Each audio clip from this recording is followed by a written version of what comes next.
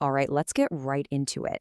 Today, we're talking about a problem that, let's be honest, probably affects every single one of us: how to get our focus back from all the digital noise out there. We're going to use a really powerful idea to help fix what's been called your monkey brain. I mean, does this sound familiar at all? You grab your phone to check just one thing, and suddenly it's 10 minutes later, you're deep into some random videos, and you have absolutely no idea what you were supposed to be doing. It happens to the best of us, right? Well, that's the big question we're digging into today. Why does our focus just disappear? Okay, so before we can even think about a fix, we've got to understand what's really going on here. Let's break down what actually happens to our brains when we're glued to these screens. And there's actually a name for this feeling. It's called digital doom. You know the one? That state where you're just totally mentally fried from scrolling. Your eyes are sore, your thumb aches, and you just can't seem to focus on anything that actually matters. And think about this for a second. Our ancestors, their brains were wired for sharp survival level focus. Hunting, climbing, staying alive. But today, that same brain has kind of become a slave to the screen, constantly getting yanked away from our real goals. And here's the crazy part. It's all because of this super simple but really addictive loop. You see a flashy video, you get a little hit of dopamine, what we're calling shiny juice. The big problem, though, is that a constant drip feed of this stuff literally makes our brain, well, soft and mushy. It just weakens our ability to hold on to any kind of deep focus.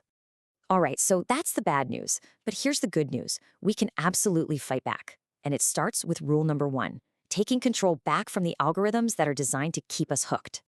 You see, the algorithm is crazy smart. It figures out exactly what gives you that quick little dopamine jolt and then just feeds you an endless buffet of it. It's kind of like ego lifting for your brain, you know? It feels good, you feel like you're accomplishing something by just watching, but in reality, it's making your mental muscles weaker and weaker over time.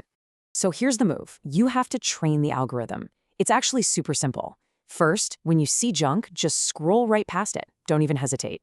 Second, and this is huge, smash that not interested button. If you do this consistently, you'll start to notice something amazing. The algorithm stops feeding you garbage and starts giving you what we could call jungle wisdom, stuff that actually helps you grow. All right, on to rule number 2. This one is all about setting up your environment, your space for success.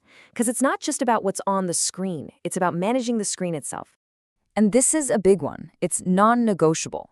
Your bedroom, your cave, is for one thing: sleeping and recovering.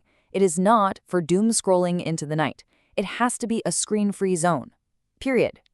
And there's a really good reason for this. When your phone is right there on your nightstand, you're using up a ton of your mental energy, your willpower fuel. Just try not to grab it. But if you simply charge it in another room, boom, you save all that precious self-control for the things you actually need to do the next day. It's a game changer.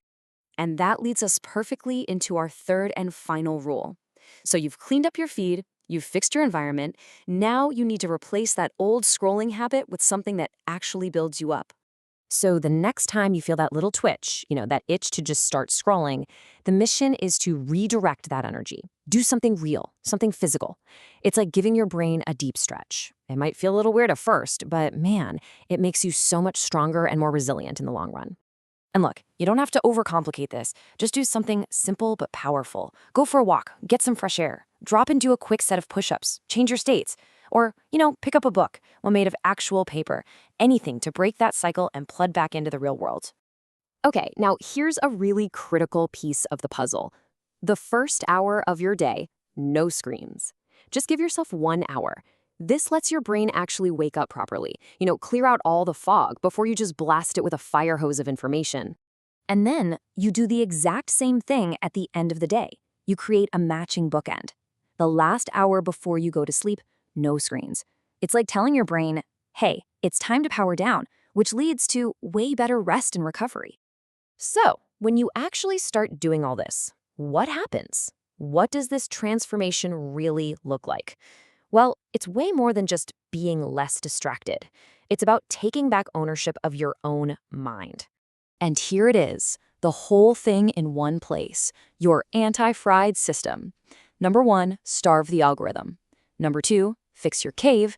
And number 3, redirect the energy. Seriously, pull out your phone, ironic, I know, and screenshot this right now. This is your blueprint. Because I'm telling you, if you actually stick with this, you're going to get to a point where your ability to focus feels almost like a superpower, especially compared to your old self. You'll just feel sharp, in control, and ready for anything. So it all comes down to one last, very simple question. You've got the tools now, you have the map to fix that monkey brain and become the king of your own jungle again. The only question left is, are you ready to actually put down the rectangle and do it?